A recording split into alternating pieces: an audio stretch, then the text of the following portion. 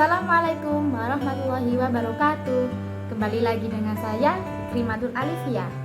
Nah, kali ini saya akan memberikan kalian sebuah tips dan trik ketika menjadi seorang pembaca berita. Nah, sebelum hal itu, kalian harus memperhatikan hal-hal berikut ini ya. Yang pertama, harus memahami struktur naskah berita. Kemudian yang kedua, harus memahami struktur satuan bahasa. Kemudian yang ketiga, harus memahami isi berita yang akan dibacakan. Kemudian yang keempat, harus membaca dengan suara yang nyaring dan lantang. Kemudian yang kelima, harus mengatur volume dengan tepat. Kemudian yang keenam, harus bisa mengatur jeda yang panjang dan pendek secara tepat. Kemudian yang ketujuh, harus bisa mengatur nafas dengan seimbang. Kemudian yang kedelapan, kalian harus menggunakan intonasi yang tepat. Kemudian yang kesembilan, kalian harus mengucapkan kata dengan artikulasi yang jelas. Kemudian yang ke-10, kalian harus menekankan kata-kata yang penting. Misalnya pada nama tempat, itu harus jelas sekali ya. Kemudian yang ke-11, kalian harus bisa mengatur arahan tatapan mata antara menatap naskah dan mendengar. Kemudian ke-12, kalian harus mengatur kecepatan gerak mata. Kemudian ke-13, kalian harus bisa mengatur ekspresi atau mimik dari wajah ini ya. Kemudian ke-14, kalian harus membaca dengan memperhatikan tanda bacanya. Biasanya kan dalam suatu berita ada tanda baca yang miring 1 atau miring 2 itu ya.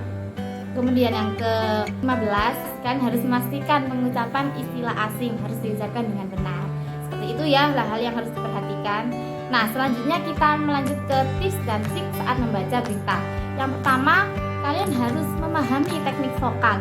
Dalam teknik vokal ini seperti kita melatih pita suara, yaitu melatih bunyi huruf vokal A, I, U, E, O. Itu harus jelas ya. Kemudian kedua, kalian harus memahami lead atau kepala dari berita. Kemudian ketiga, kalian harus mengikuti gaya presenter itu, idola kalian, seperti itu. Nanti jadi ketika kalian sudah mengikuti presenter idola kalian, kalian pasti bisa mengkreasikan gaya kalian sendiri untuk menjadi seorang pembaca berita. Kemudian terakhir atau yang keempat, kalian harus sering latihan di depan kaca. Seperti itu ya. Nah, tadi kan sudah saya berikan tips dan trik untuk menjadi pembaca berita. Nah, sekarang saya akan beri contoh untuk menjadi pembaca berita ya. Silakan disimak baik-baik. Assalamualaikum warahmatullahi wabarakatuh. Selamat malam pemirsa. Bagaimana kabar Anda hari ini?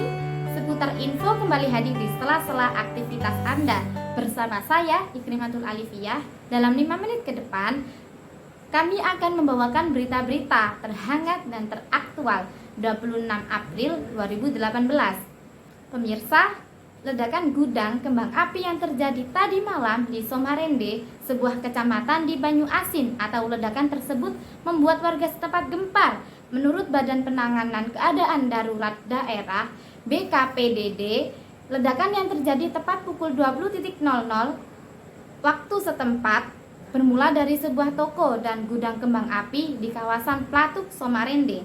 Banyak warga yang menyaksikan kejadian langsung karena gudang kembang api tersebut terletak di daerah pemukiman padat penduduk, dan itu juga yang menyebabkan tim SAR kesulitan dalam mengevakuasi dan mencapai lokasi kejadian.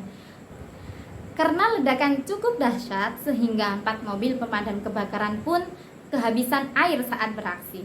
Kejadian ini juga mengakibatkan 2 orang tewas dan 19 lainnya luka-luka. Korban-korban tersebut sedang ditangani oleh petugas Palang Merah. Diduga korban luka-luka paling parah menderita luka sobek bagian kaki karena melompat dari jendela rumahnya untuk menghindari kebakaran. Namun untuk saat ini, sejak datangnya tambahan air untuk pemadam kebakaran, api sudah dapat dikendalikan.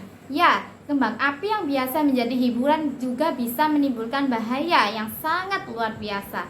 Maka dari itu, saya mengingatkan kepada pemirsa semua untuk selalu berhati-hati dalam menjalankan segala kegiatan Anda. Karena hal-hal yang tidak diinginkan bisa datang dari kapan saja dan di mana saja. Demikian berita yang saya laporkan saat ini. Saya Ikrimatul Alifiyah dan segenap tim yang bertugas pamit undur diri. Terima kasih dan sampai jumpa.